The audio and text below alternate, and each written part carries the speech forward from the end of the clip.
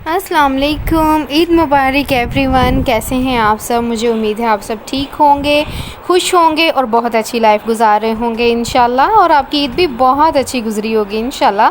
तो अभी ईद, जब ये व्लॉग एडिट हो रहा है तो ईद ख़त्म हो चुकी है, लेकिन कहते हैं जी खुशियाँ बांटने से ही बांटी जाती हैं। तो देखें यहाँ पर हो रहा है नाश्ता सुबह का, और बाबा नाश्ता कर रहे हैं।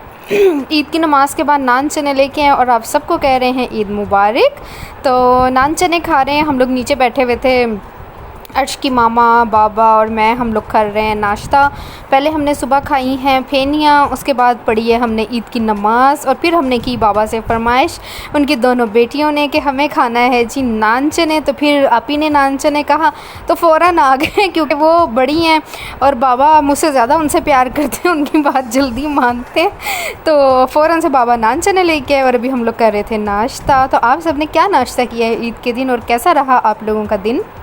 यहाँ पे बन रहा है जी शराज़ी कोरमा, और इसकी रेसिपी मैं आप लोगों के साथ शेयर कर चुकी हूँ, और मुझे बहुत अच्छा लगा जिन लोगों ने इस रेसिपी को पसंद किया। और बिलीव करें ये कोरमा इतना मज़ेदार बना था कि बाबा ने मुझसे दोबारा फरमाइश की है इसकी, लेकिन मैंने इसको दोबारा इसलिए नहीं बनाया क्योंकि इसके अंदर मेवा बहुत यूज़ होता है, तो वो फिर कहीं ना कहीं उनके लिए हार्मफुल हो जाता है शुगर की वजह से।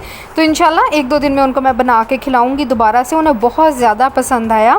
तो बहुत कम होता है कि वो किसी चीज़ की फरमाइश बार बार करें, क्योंकि उनकी मतलब स्टाइल ऐसा है कि उन्होंने कभी बहुत ज़्यादा खाने की तारीफ़ नहीं करनी। बहुत अच्छा भी बनाओ तो जैसे मोस्टली घरों में मैंने देखा है कि बहुत ज़्यादा खाने की तारीफ़ की जाती है, लेकिन बाबा ने हमेशा एक चीज़ कही है कि अगर घर का मर्द, चाहे वो बाप है, बेटा है, शोहर है, कोई भी है, पेट भर के खाना खा ले और खुश होकर दस्तरखान से उठे तो इसका मतलब है आपका खाना बहुत अच्छा था।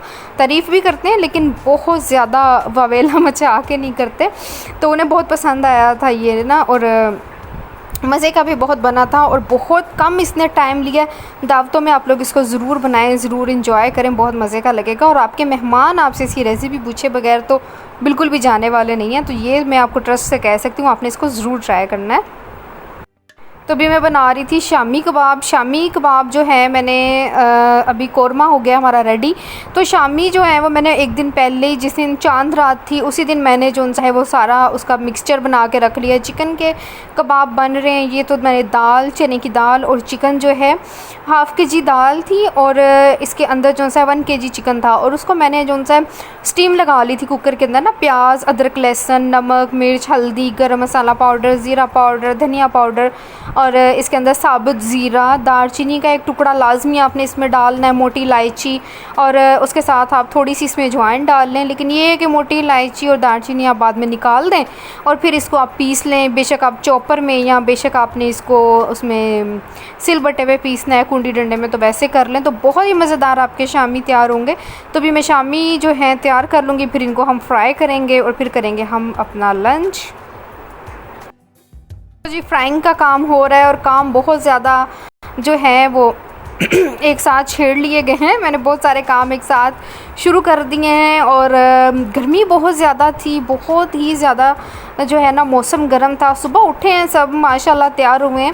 इवन उठना तो एक अलग ही बात है, हम लोग सोए ही नहीं चांद रात को। पहले तो पता ही नहीं था ईद होगी, और सब ने तरावियाँ वगैरह पढ़ ली हुई थी, और हम लोग मेंटली प्रिपेयर थे रोज़े के लिए। और मार्केट हम लोग गए हैं कुछ चीज़ें लेने के लिए, तो साथ ही ईद का अनाउंसमेंट हो गई, मस्जिदों से तकबीरों की आवाज़ें आने लग गई।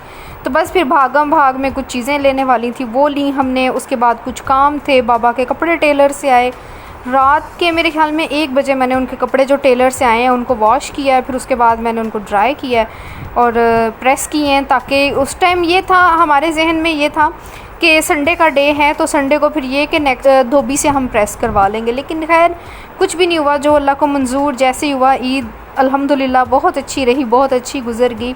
और उसके बाद जी हो गई मैं बीमार, जिस वजह से आप लोगों को मेरा ये व्लॉग आज देखने को मिल रहा है, जो मैंने ईद के फ़र्स्ट डे शूट किया था। तो अब आप लोग देख रहे हैं इसको।